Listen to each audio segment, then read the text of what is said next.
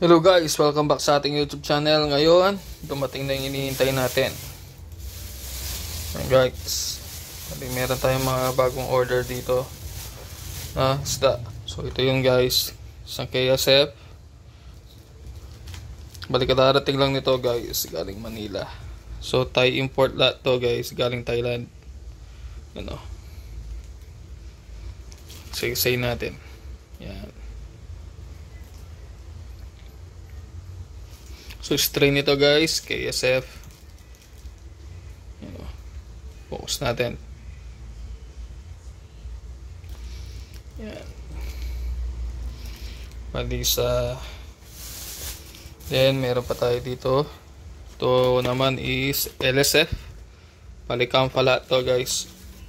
Ito natin itsura. Yun. Yan guys. So may hump na to guys. Papansin niyo. Yun o, ganda diba? Yun o, kita nyo may hump na.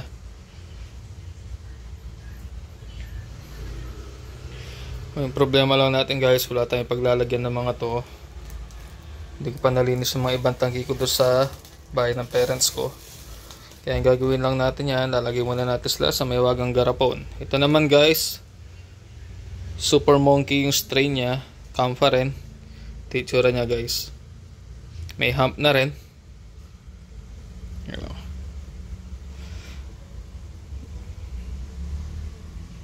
Then meron din tayo ditong dalawang Germa 66. Mga bago yung mga to eh, bago strain yung mga to. Bali yan o.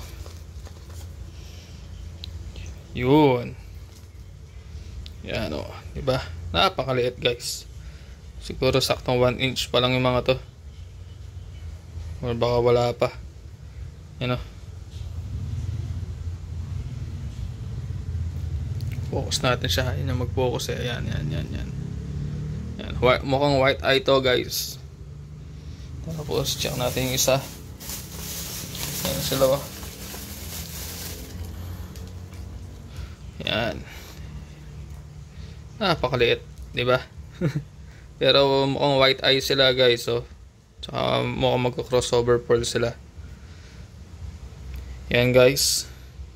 Mga to lalagay muna natin sa galon.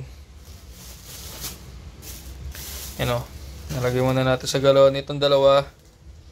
Siguro itong tatlo lalagay natin sa tangki natin doon sa taas, sa fish room natin. Tapos yung ano natin doon, yung quantum natin doon na dalawang fry, lagay din natin sa garapon. Doon natin sila gugrom sa labas. Ano, so itong dalawa lalagay natin sa galon. Magugupit tayo, marami tayong galon dyan kasi marami kaming Wilkins na ganyan.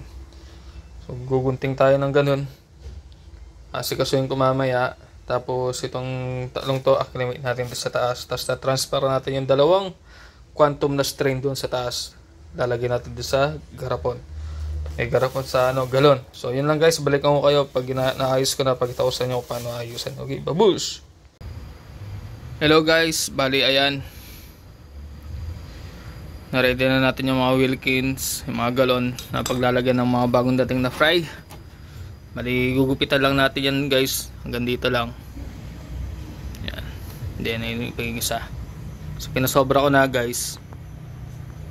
Para ilipat na rin natin yung isa. Bali, sa setup ko yung mga to guys, dito lang sa gilid.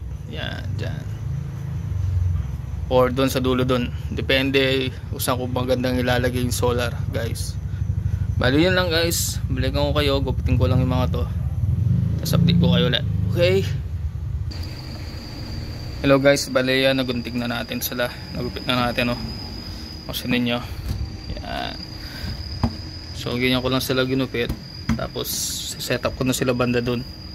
Yan. Bali linisin ko muna.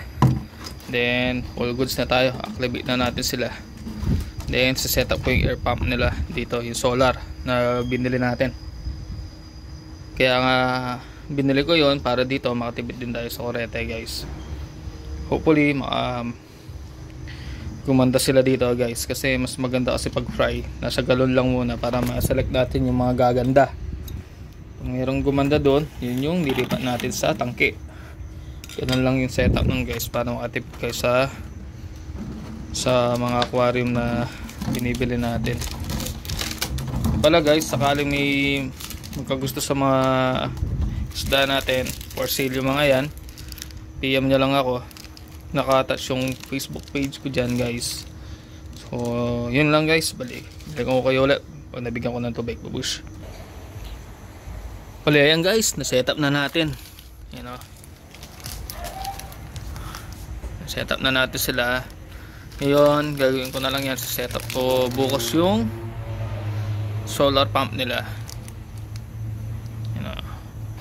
I-acclimate ko na yung mga isda dyan, tapos try ko munang gamitin yung isa nating air pump para sa mga yan, para kahit papaano meron silang aerator. Sino nyo guys, hindi ko nabibigyan ng anti-chlorine yan guys, kasi alam ko hindi na masyado mataas yung content ng chlorine dito sa bahay namin. So yun lang guys, lagay muna natin yung mga isda dyan, acclimate ko lang muna, tapos balikan ko kayo. Babush!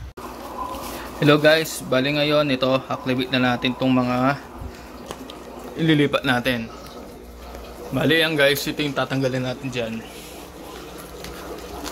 Ito, tatanggalin natin yan, lalagay natin sa galon, pati nandito. Tapos ito, yan, super monkey Canfa. Yan yung itsura. Yan guys, acclimate natin siya dito. Yan. Then, ito naman kay Yosef. Ito yung tsura. Ito naman natin siya acclimate. Yan. Tapos, ito naman kay Yosef. Yan siya. Ito naman. Yan guys. Diyan natin sila acclimate. Hindi natin ilaw. Tapos, ito mga nandito. Kukunin ko yung mga to guys. Kunin natin yung mga, titira lang natin yung meron ng hump, kasi yan sure na yan guys, sure ng male. Tapos yung mga to, lagay muna natin sa galon. Ganito na titira, dalawa guys, dalawang Sherma 66 to. Yan o. Tapos lagay muna nga din natin dito guys. Yan, lagay ko lang muna din dito. Yan, nakansay lang muna sila dyan. Tapos kunin muna natin itong mga to. Pero before yun, set up ko muna yung aerator nila. Okay, update ko kayo ulit once naging okay na. Hello guys, ayan, na-set up na natin. Pasensya na, madilim. Pero ayan guys, dalawang gamit natin dyan. Ito, battery pack, temporary lang naman yan guys, habang di ako nakakabili na splitter. Kasi isa lang yung splitter ko guys, ayan o. Bali, lilipat ko na lang dyan yung mga isda guys. Update ko kayo bukas kung kung gaano katagal to guys, kasi hindi ko pa nasa-set up yung solar power na to eh. So possible ilalagay ko lang yung kung aabot siya dito. Yan dyan, sasabi ko lang dyan guys, dyan banda. So yun lang guys, update ko kayo. Lagay ko na yung mga naka-acclimate natin na German 66 dito. Update ko kayo bukas, bye bye. Hello guys, ito na yung yung update natin sa mga bago natin dating na mga fry. Bali yung mga to guys, grow out na yung mga to. Tapos to set up na rin natin yung bago natin dating na dalawa din na super liit na fry guys. Bali ito yun. Ito mga grow out na to. Tatlo to guys, iba't ibang strain. Ito super monkey KKF. Ito LSF. Ayan, binigyan natin ng tagging guys para di tayo malito. Hindi na ako nakapag-upload kagabi. Hindi na ako nakapag video rin. Ito sila ngayon. Pansinin nyo guys, halos pa-hump na sila. Yan o. Ang ganda nito. Ayan. Tapos yung mga dating nandito guys, yung dalawang quantum, nasa baba na yun, nasa ginawa nating garapon. Yung mga galon pala, sorry. Yan. Tingnan o, tingnan mo. Diba? May hump na guys. Tapos ito rin o, pa-hump na rin to. Diba? Kita nyo guys.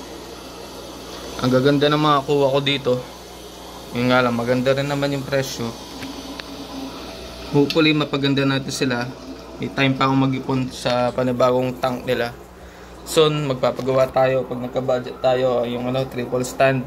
Tapos try ko silang lipat doon sa garahe para hindi ako hirap mag water change. O kaya dito natin si set up yung triple stand. Tapos ito yung isa KSF. Pa-hump na rin to guys. Ang ganda nyo.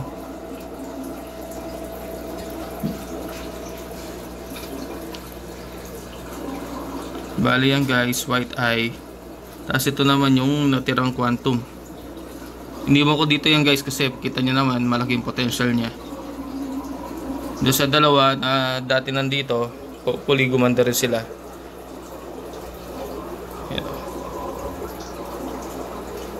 Pasensya na sa tangki ko, ito ni-scrub ko lang to kagabi para makita ko lang siya. Hindi pa tayo nakakapagdinas. Tama kasi sa araw yan guys. So yan, yan yung bintana. Yan yung mga ginugroom natin yan. Yan. Ito yung isa. Pag nalipat yan, hopefully pag nalipat yung mga yan, gaganda sila. Bali yan lang guys. Quick update lang naman. Additional lang doon sa video natin kagabi. Nung dumating sila. Tapang. So pinagbilan natin dito guys, hindi naman pala siya hindi pala siya. Nasa garapon pa yung mga, nasa galon pa yung mga yan. Ngayon lang sila nakatingin siguro. Yung ito yata yung nakabukod din yata to. Pero ito nasa yan, nasa galon pati to. Galing ng Thailand yung mga yan guys. So tayo import. Update ko kayo ulit sa susunod natin na vlog. Okay, experiment tayo sa mga to. Okay, babush!